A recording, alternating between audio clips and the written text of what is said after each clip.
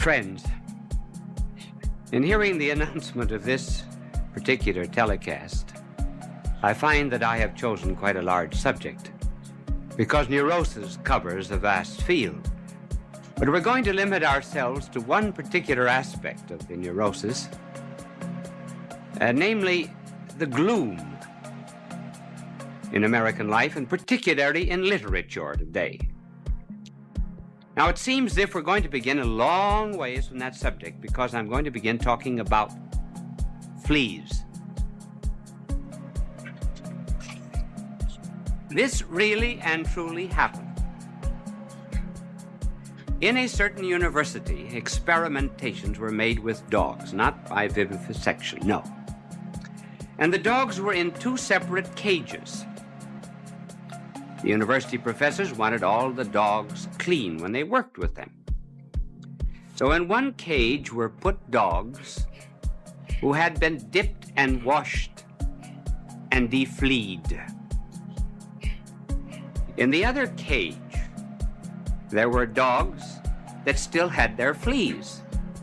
I can remember when I was a boy, I think this is one of the first jokes that I ever laughed at, was why puppy dogs had curly tails, and I was told so the fleas could do the loop-the-loop. Well, in any case, these dogs had plenty of fleas. This was not part of the experimentation, but the professors noticed that the really nervous dogs, the neurotic dogs, were those that had no fleas. The dogs in the cages that had fleas kept themselves busy scratching all the time. But the other dogs that had no fleas, simply because they were caged, they began to develop a kind of a canine delinquency. And they howled and they shrieked, and this energy that they had to come out some way. And it came out in their nervousness. The other dogs had a purpose in life, at least briefly, namely to scratch off their fleas. That brings up the question, does a want of purpose have anything to do with hopelessness, and is it a cause of neuroses? Now, we're going to take one field, because perhaps there is no area or dimension of life which better reveals what people are thinking about, the advanced thinking, than novels, plays, and the theater in general. Now, literature today seems pervaded with a gloom and a hopelessness. Take, for example, the famous play of Albert Camus called The Plague. The hero of it is a Dr. Rieux. This doctor takes care of a plague. He builds laboratories. He spends himself and is spent in caring for the victims of plague. He even builds crematories to care for the countless victims. And he conquers it to some extent, but Dr. Rieux knows very well that the germs of the plague are in clothing, they're in furniture, and that very soon the plague will break out again. The assumption is, this is life. We get out of one difficulty, and then into another, and life ends after the succession. No hope, just tragedy. Then there's the novel of, who is it? I'm not sure. Cassec? The City Beyond the River. And this too is a symbolism of the turmoil and the neurosis of the modern soul. But of course, being a novelist, one presents it symbolically. And in this particular story, there are two factories. In one factory, great big stones are broken up, crushed, and finally dissolved into fine powder. Then all of this powder is shipped to another factory. And when it gets into this other factory, all of this fine powder is boiled and made into big stones. And then all the big stones are taken back to the first factory. There they're ground again. Then they're shipped back again, and so the process continues. Any purpose? None whatever. Hence despair. Ernest Hemingway, the old man of the sea. Here he is battling with a shark whom he knows eventually is going to take his life. No prospect of success, no issue to life. Then there's Françoise Sagan. Bonjour, tristesse. Salute to sadness. Sartre, with his 4 men in hell, talking to one another, each man talking only about himself, not concerned with anyone else. And when the curtain goes down, the last line of the play is, hell is others. In this intense egotism, one is never concerned about hearing another one's ills. And the result is that there's a kind of a self-pity that develops, which is the keynote of modern neuroses. Self-pity. And that in its turn develops a queer kind of compassion that is found in modern life. Remember in the story of the Good Samaritan, he passed by the wounded man on the way from Jerusalem to Jericho. And it was said he was filled with compassion. And his compassion went out to others, so that he himself was willing to relieve himself, as he did financially and also physically, of his energy in order to help another. But in this self-pity of modern literature, there's a peculiar kind of compassion that is now becoming part of our ordinary life. Namely, for whom do you feel sympathy today?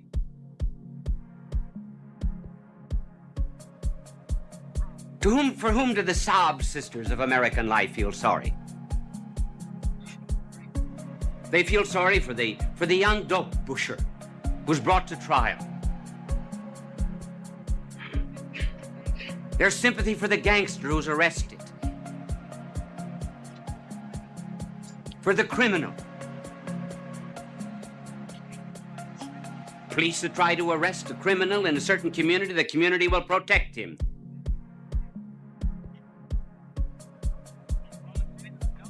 A woman commits adultery, there's sympathy for whom? For her.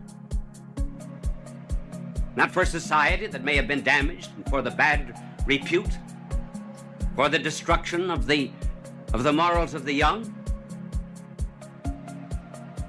Sympathy is rather for the murderer than for the murdered, except in very few instances. For the young mugger instead of the one that's mugged.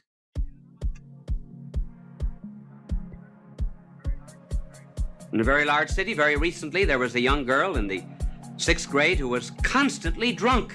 Every day in school, she could barely sit up at her desk. Well, the teacher, of course, would not dare touch her.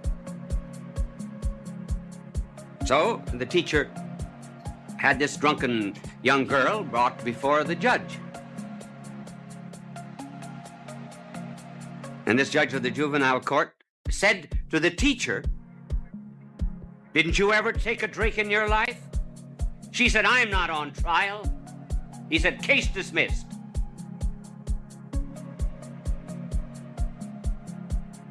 The compassion was for her, not for the other school children, not for the teacher.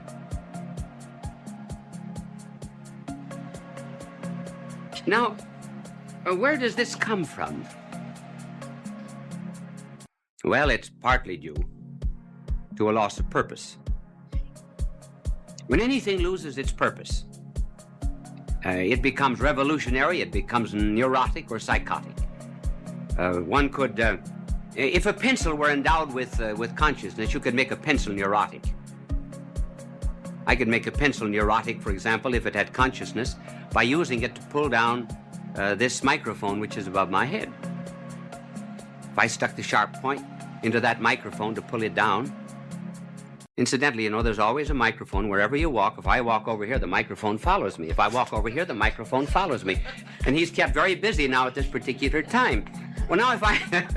And incidentally, great credit should be given to the man that handles the microphone. If he didn't like a show, and he must be tempted many times, he could drop that boom on you, and the show would end immediately.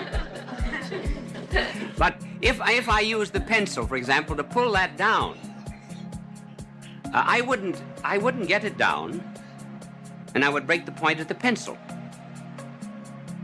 Why? Because the pencil wasn't made to pull down booms.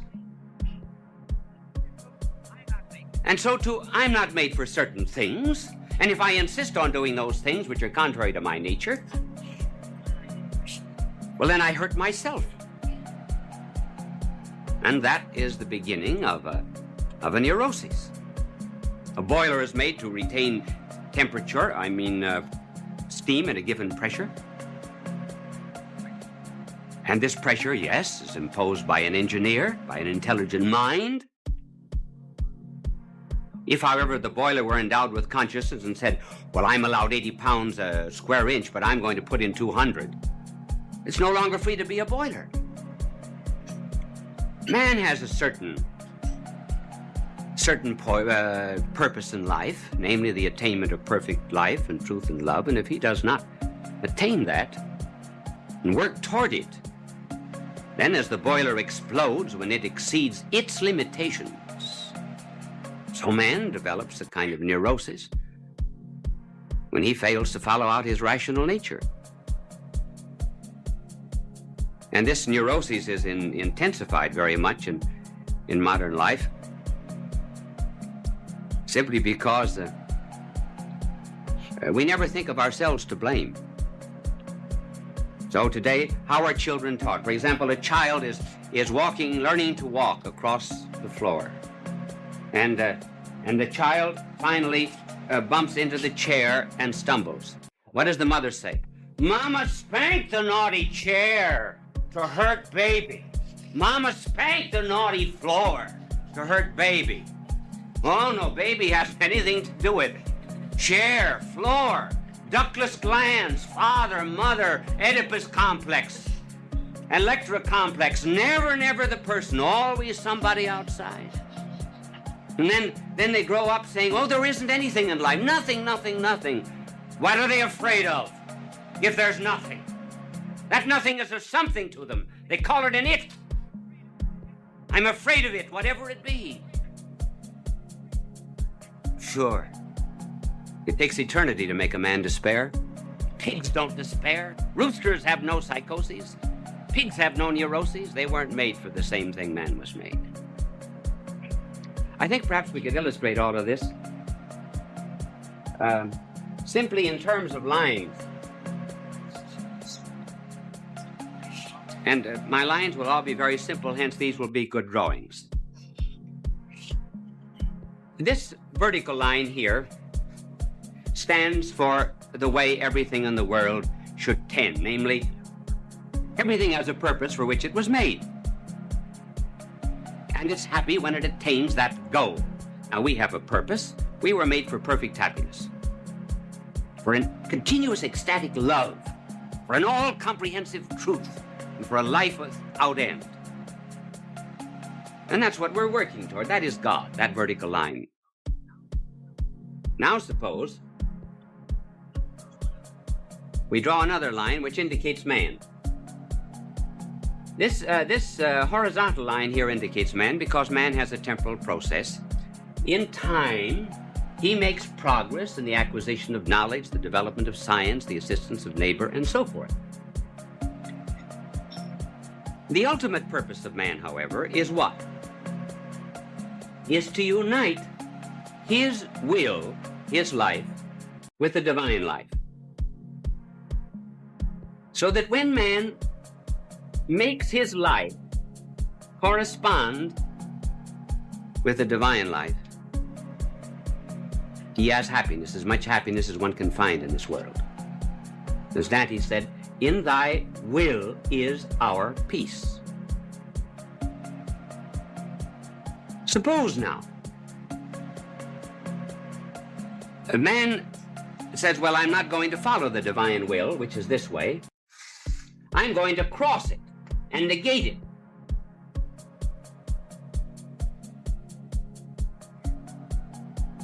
Well, in the moral order, what is this negation of the divine will? The breaking of the commandments, the refusal to follow our better instincts?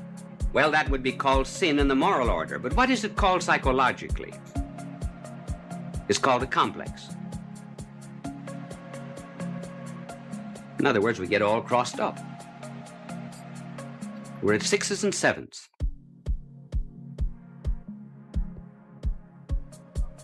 Suppose now one reaches a stage where he says, well, I'm going to completely eliminate the divine will, and I'm going to live only for myself, my ego, and just have pity for myself. Then you have only the vertical line. I mean the horizontal line, man. But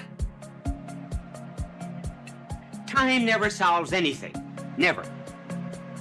Time of and by itself doesn't make anything better. For example, white fences don't become whiter with time, they become blacker. So if man, however, decides to pursue just his own selfish ends with self-pity and time, what happens to this line? It begins to curve.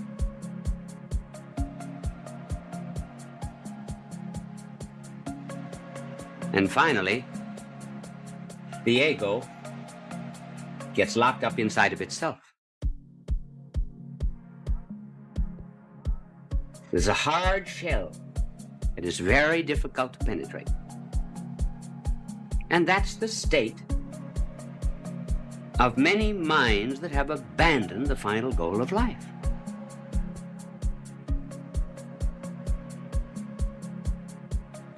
Now, there is this despair in life, in literature, and this false compassion. But is it as bad as it seems? I think it's the beginning of something good. Modern man is no longer proud of himself, as he was 40 or 50 years ago. In the days when Huxley wrote his Brave World and H.G. Wells, Mr. Britling sees it through. Man is much more humble. And despair can be good, it can be creative. So if this be modern man here, see, we're making him a man. Oh, I know, I should make him a sad man. If this be modern man, there's still hope. And where does the hope come from? From the fact that man has a hole in his head. Really. Every man's got a hole in his head. He's got a hole in his stomach. His stomach doesn't provide his own food. He's got a hole in his eye. His eye doesn't provide his own light. He's got a hole in his ear. He doesn't produce his own symphonies. His heart doesn't produce its own loves. And man doesn't produce his own inner peace. Just as there's a sun outside to light a world, so too, as William James said in his Psychology, there is someone outside to whom saving influences pour. And just as it's possible, as the light is always shining in the world, so too God's grace is always shining, and particularly on these holes in the head. And man can, of course, he can shut them out. But he can also utilize them. And there recently has been a Viennese psychiatrist, and really one of the great psychiatrists of the world, Dr. Dame, who has written on this particular work, namely on psychiatry, and on the salvation that comes from outside. You find it even in people whom we didn't know, for example, were very saintly. Take, for example, the former head of the United Nations, Dr. Dag Hammarskjöld. He was always in contact with something that was divine. And many people who knew him did not know that fact.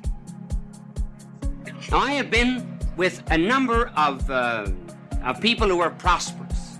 I've not found them always happy in their prosperity, and I found other people who had faith were very, very happy, even in their misfortune. And this man, Dr. Dag Hammarskjöld, had written in his family Bible, we do not know when, something that characterized his life. For remember that he died. Excuse me, I'm looking at my clock.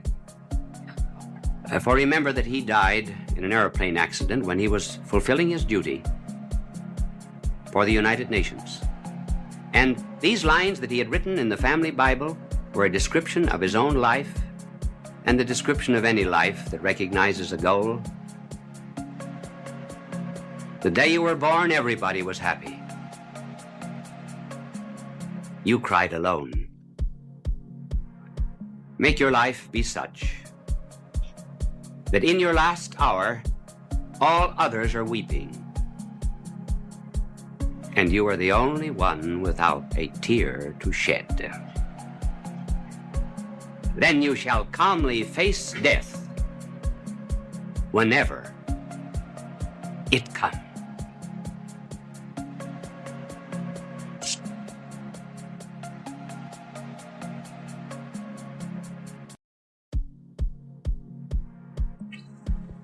The particular phase of marriage is the training of children. And this subject was prompted by the policeman in our beat of our office on Fifth Avenue.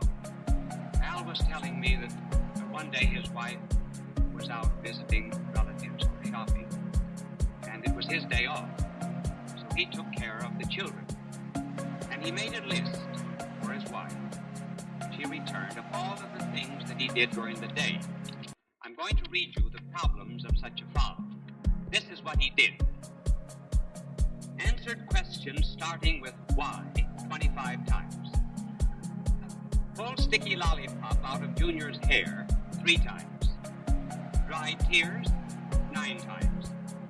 Stop sister from feeding my discarded cigarettes to the baby 4 times.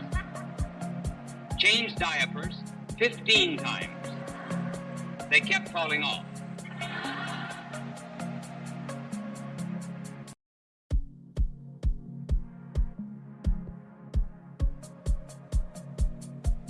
The baby was caught with his plans down.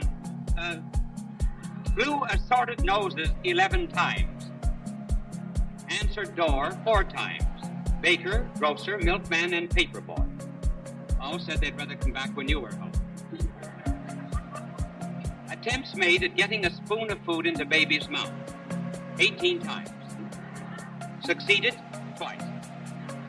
Tied shoelaces 13 times between the time you left and 3 o'clock.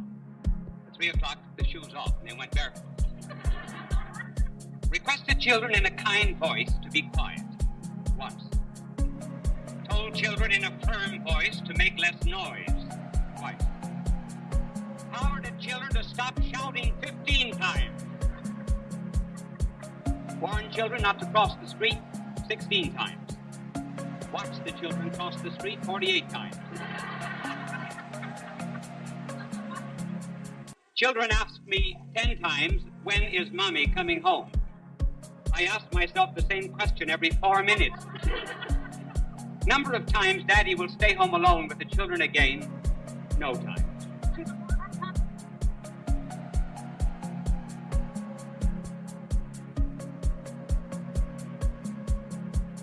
That brings up the subject of training children. There's not much training in lower nature. For example, you cannot train water because it has only three forms: liquid and vapor and ice. Crystals cannot be trained, and I doubt very much whether fleas can. Elephants can be trained. They be trained to memorize. You know, if they say an elephant never forgets. I heard of a hunter that went to Africa, and he saw an elephant just at the clearing of the woods. And the elephant had the front foot up, as if there was a thorn in the foot. And the hunter, instead of killing the elephant, went over and took the thorn out of the foot. The elephant went off into the woods again. The hunter came back to America, married, raised a family. 10 years later, attended a circus in Madison Square Garden. There was a parade of elephants. One elephant stopped, looked at him, reached in his trunk, took him out of a 75-cent seat and put him in a $5 box seat.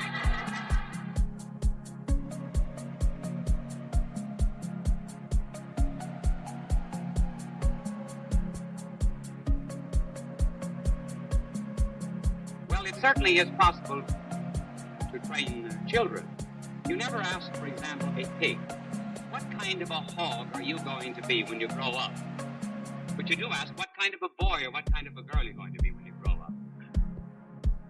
And the children, therefore, are capable of being trained. And if the parents do not give them some objective and purpose in life, well, they will grow up without a purpose, but they will have training of their own from the streets, the television, from so-called comics, murder mysteries, and the like.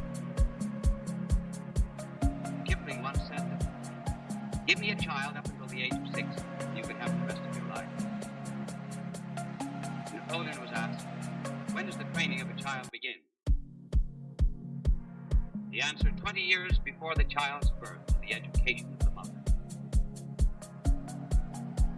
Now let us investigate the three great instincts of the child and see how they are to result in training.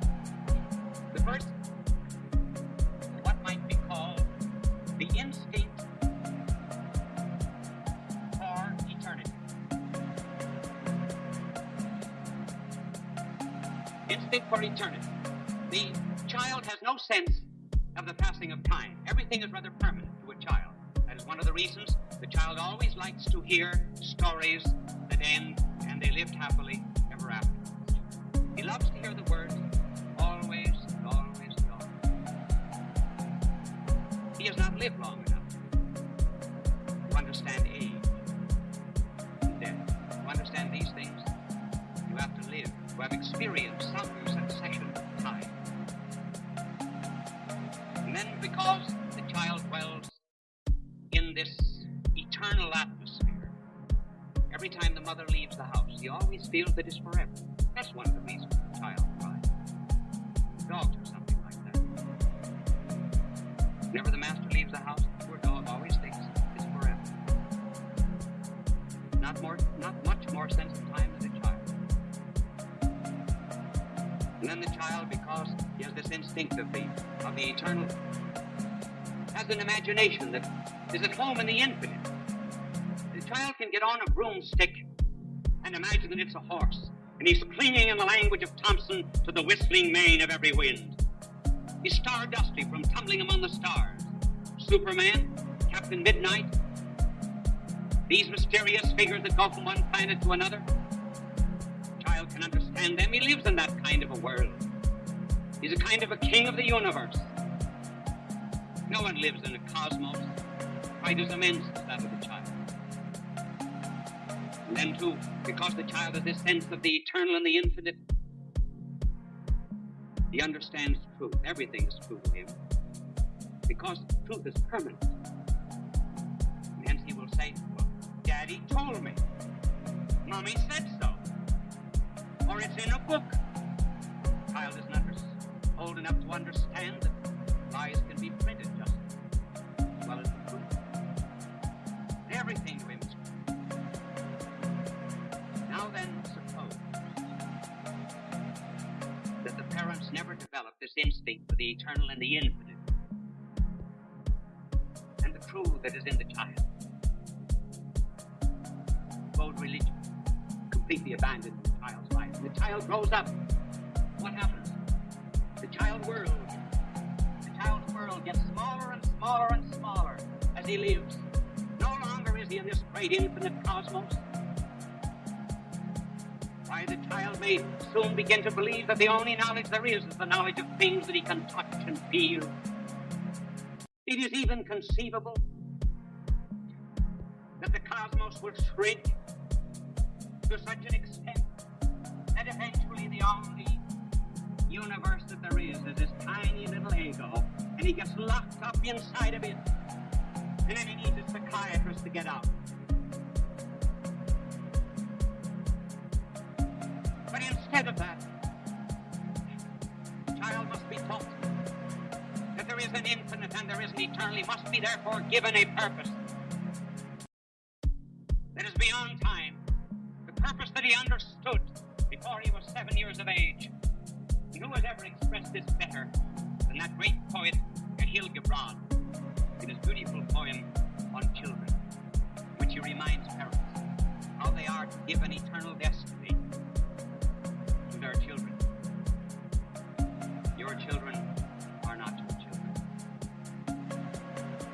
They are the sons and daughters of life's longing for itself. They came through you, but not from you.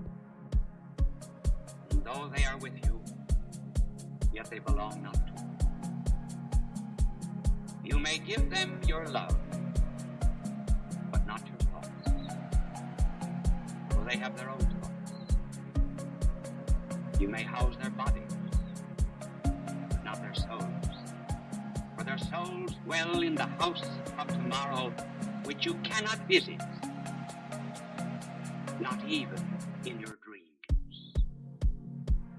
You are the bows from which your children as living arrows are sent forth. The divine archer sets the mark upon the path of the infinite, and he bends you with his might, that his arrows may go swift and far. Let your bending in the archer's hand be for gladness. Even as he loves the arrow that flies, so he loves the bow that is still.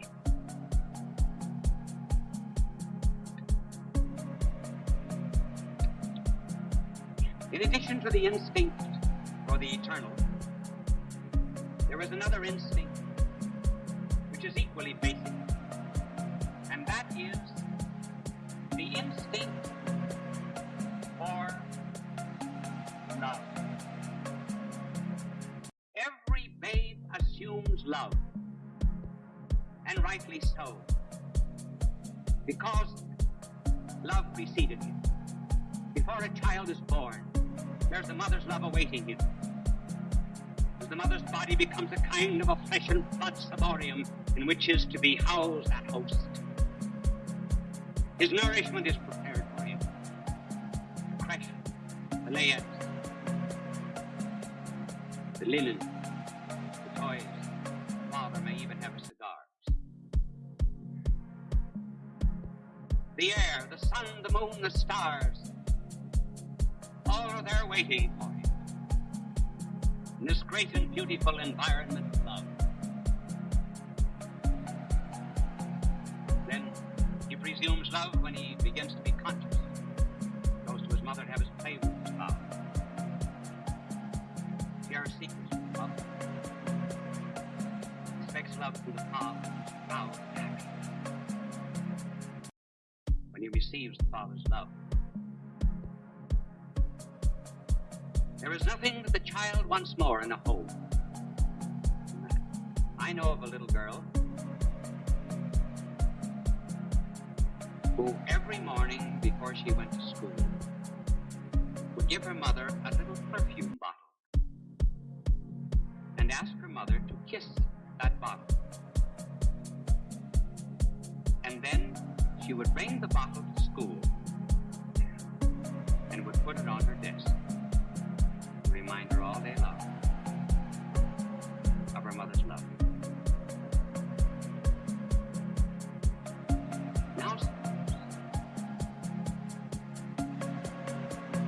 that there is no love. The child then grows up to hate because the child knew that he ought to have it. Love is something that he found when he came. Knows that it is something to which he is entitled. And if, for example, an older brother loves the Brooklyn Dodgers, and there's a fight between, well, a little girl and the older brother, do you think the little girl will like the Brooklyn Dodgers? She'll like the Yankees. Not because she has any particular preference for the Yankees, but just because her brother likes the Dodgers, so she hates the Dodgers. And children will grow up hating things because they did not receive love. They will grow up hating a father, hating man, hating woman. They'll grow up hating society, hating school. Simply because this love is missing. Now what's going to happen to this great sense of love that a child has? Is it to be developed as the infinite is? Or is the child to go out into this cold, cruel world and find out that there's very little love? Believe me, all the bitterness and hate and strife, suspicion and fears and anxieties in the modern world, the youth is little prepared for life unless he has a very stable love. Therefore, the parents must remind him in some such words as this. My dear,